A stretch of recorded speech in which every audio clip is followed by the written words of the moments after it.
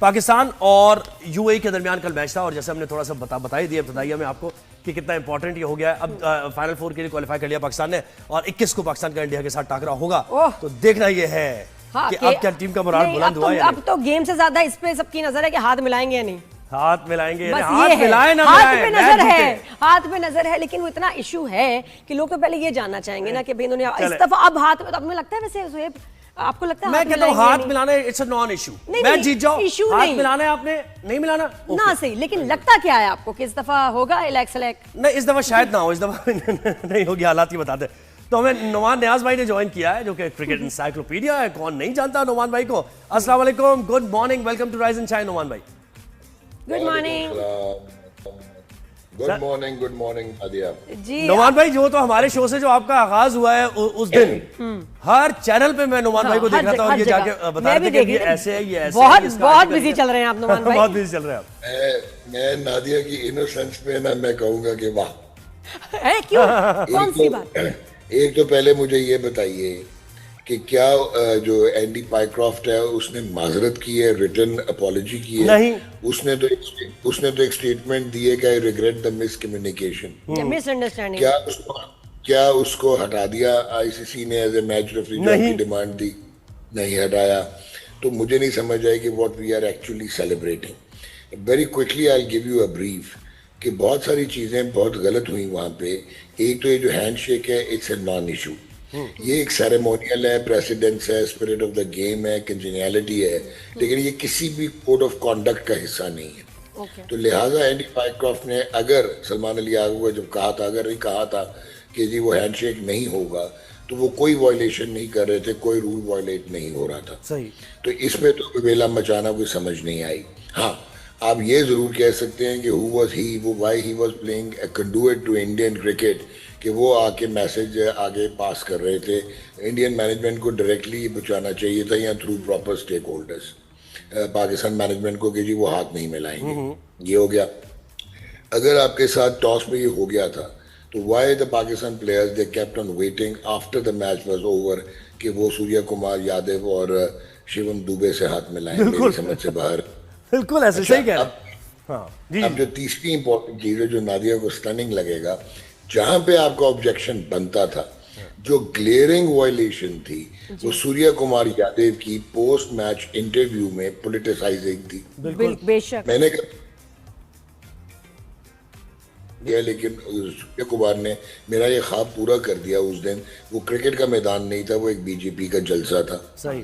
अच्छा, ये क्रिकेट का एक कोड है, आईसीसी कोड ऑफ कॉन्डक्ट है 2.1.1 और 2.1.2, जो ये कहता है कि स्पिरिट ऑफ द गेम आपने मेंटेन करनी है, positive atmosphere of the match आपने जो है वो मेंटेन करना है, इंश्योर करना है, और एक जो सबसे इंपॉर्टेंट है वो ये कि आपने डीमीन नहीं करना और रिस्पेक्ट करनी है अपनी ऑपोजिशन की। ये थी ग्रॉस वायलेशंस। ठीक है। फिर एक क्लॉज 2.4 है आईसीसी के कोड ऑफ कॉन्डक्ट का, जो कि क्लोथिंग पे आता है कि डिस्प्लेइंग पॉलिटिकल, रेशियल या रिलीजियस स्टेटमेंट्स, जिसमें उस्मान ख्वाजा पाकिस्तान वर्सेस ऑस्ट्रेलिया उन्होंने अपने जूते पे इंस्क्राइब कर लिया था कि ऑल लाइव्स मैटर, उनको 25% पेनल्टी हुई थी। और फिर मोइन अली उन्होंने रिस्ट बैंड पे लिख दिया था सेव गाजा और वो पैलेस्टाइन वाला, तो उस पर भी उनको 25% हुआ था। अच्छा, अब उनको क्यों हुआ था? क्योंकि इसका एक रूल है, यहाँ पे Pakistan cricket board missed a trump card and an opportunity to actually take India to the cleaners. वो ये थे, वो रूल ये है कि पहले एक प्लेयर, क्योंकि इसकी इजाज़त नहीं है, वायलेशन है, तो आप पहले अपने बोर्ड से इजाज़त लेंगे और बोर्ड फिर एक पूरा मैकेनिज्म है आईसीसी में, L1 L2 ये सारे क्लॉजेस आते हैं जहाँ पे आईसीसी आपको परमिट करेगा।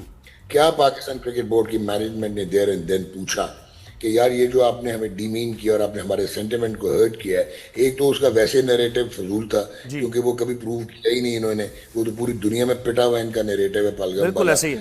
बिल्कुल और उसको दोबारा लेके आना। आप सही कह रहे हैं और हम भी यही सोच रहे थे कि मैच रेफरी को क्यों उसके ऊपर जो है ना सारी और बाकी और इसके ऊपर क्यों स्टांस नहीं लिया? आपको लगता है हमने क्यों नहीं स्टांस लिया?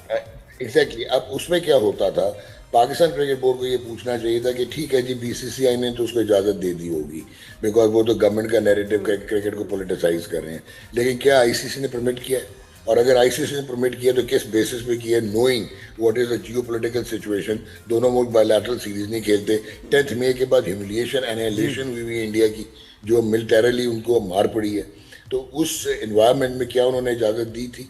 दीज वर द क्लॉजेस जहां पे पाकिस्तान बोर्ड जो है। और अभी तो देखिए नुमान भाई, मैं ये समझ रहा हूं, अगर साइकोलॉजिकल वॉरफेयर की बात करें तो मुझे लग रहा है कि पाकिस्तान ज्यादा अंडर प्रेशर आ गई है, क्योंकि वहां नैरेटिव ये बन रहा है कि तुमने रेफरी को कहा था, ठीक है उसने जो भी किया माफी मांग ली, और ये कि तुम अपना कमिट करके भी वापस तुम्हें खेलना पड़ा।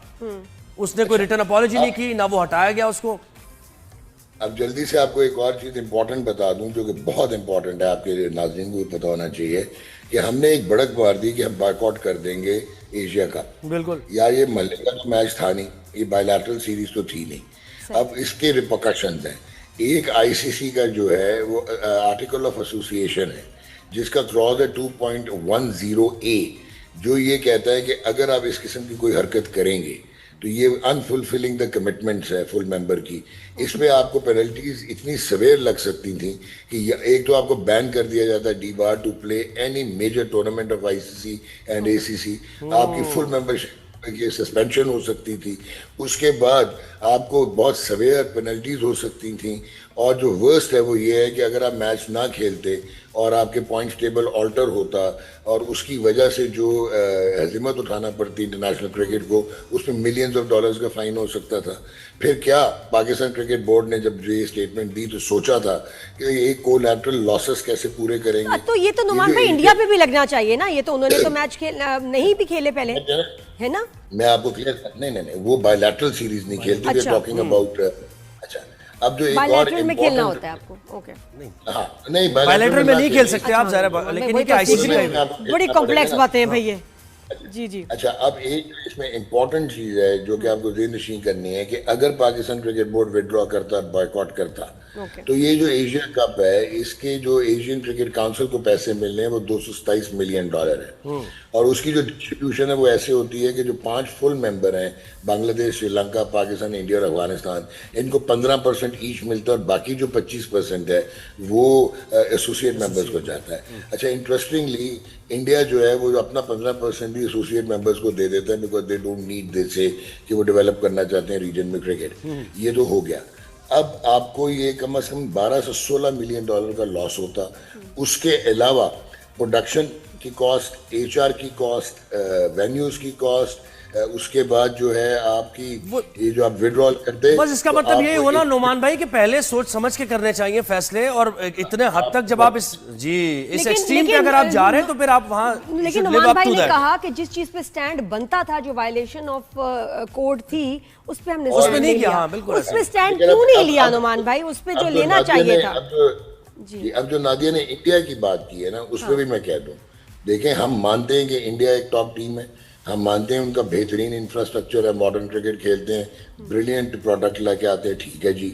आप फाइनेंशियल सुपर पावर हैं, क्रिकेट की जायंट हैं, ये भी हम मानते हैं। हम ये भी मानते हैं कि आईसीसी में आपका जय शाह भी बैठा हुआ है, जो आप ही का बंदा है, और इंटरनेशनल क्रिकेट कॉन्फ्रेंस की जगह, काउंसिल की जगह उसका नाम तो रख दे इंडियन क्रिकेट काउंसिल। नमस्कार दोस्तों, क्रिक डिकोडेड में आपका हार्दिक स्वागत है। तो दोस्तों, जैसा कि आपने वीडियो के अंदर देखा, ये पाकिस्तानी मीडिया किस तरीके से एक्सप्लेन कर रहा है कि कल अगर ये लोग मैच नहीं खेलते तो ये पूरी तरीके से बर्बाद हो सकते थे और आईसीसी इनको बैन करके बाहर भी फेंक सकता था। इसी डर के मारे इन लोगों ने इस तरीके से ये समझा कि हमें खेलना ही पड़ेगा, नहीं तो हमारे लात लगेगी और हमारे को करोड़ों रुपए का नुकसान होगा। दोस्तों, जैसा कि सबको पता है, कल एशिया कप में पाकिस्तान और यूएई के बीच होने वाले मैच के अंदर जमकर ड्रामा हुआ। इस मैच से पहले खबर आई कि पाकिस्तान ने बायकॉट कर दिया है, लेकिन उसके कुछ ही देर बाद वो अपनी बात से पलट गया। दोस्तों, पाकिस्तान क्रिकेट की टीम की तरफ से गीदड़ भभकी दी गई कि पाकिस्तान जो है वो अब बायकॉट कर देगा और यूएई के खिलाफ नहीं खेलेगा और टूर्नामेंट से बाहर हो जाएगा। पाकिस्तान क्रिकेट टीम तय समय पर होटल से नहीं निकली, जिसके बाद लगने लगा कि पाकिस्तान और यूएई के बीच मुकाबला नहीं होगा। हालांकि कुछ देर बाद खबर आई कि पीसीबी के अध्यक्ष मोहसिन नकवी ने पाकिस्तान टीम को स्टेडियम पहुंचने का निर्देश दे दिया है। इस दौरान समय की बर्बादी हुई। नतीजा ये हुआ कि मैच में 1 घंटे की देरी हुई और दर्शकों को वहां पे बैठने में बड़ी परेशानी हुई, जो कि सारा का सारा ड्रामा ये पाकिस्तान की तरफ से रचा गया था। जब उन लोगों ने बैठ के इस चीज को एनालिसिस किया, जैसा कि आपने वीडियो के अंदर देखा, ये इनका पाकिस्तान का जो क्रिकेट एक्सपर्ट है नोमन नियाज, ये जिस तरीके से बता रहा है कि हम लोग किस जगह पहुंच जाते, हमारे को करोड़ों रुपए का नुकसान होता, हमारी जग हसाई होती और हम बुरी तरीके से दुनिया में पिटते और हर आदमी हमारे को गालियां देता। इसलिए हमारा मैच खेलना बहुत जरूरी था। और जो बौखलाहट थी वो बेफिजूल की थी, जिसका कोई लॉजिक नहीं है। पाकिस्तान किसी भी जगह स्टैंड नहीं करता था इस सिनेरियो के अंदर। दोस्तों, जैसा कि सभी लोग जानते हैं कि ये जो मामला है, ये हैंडशेक विवाद जो था, ये वहां से खड़ा हुआ कि हैंडशेक नहीं हुआ।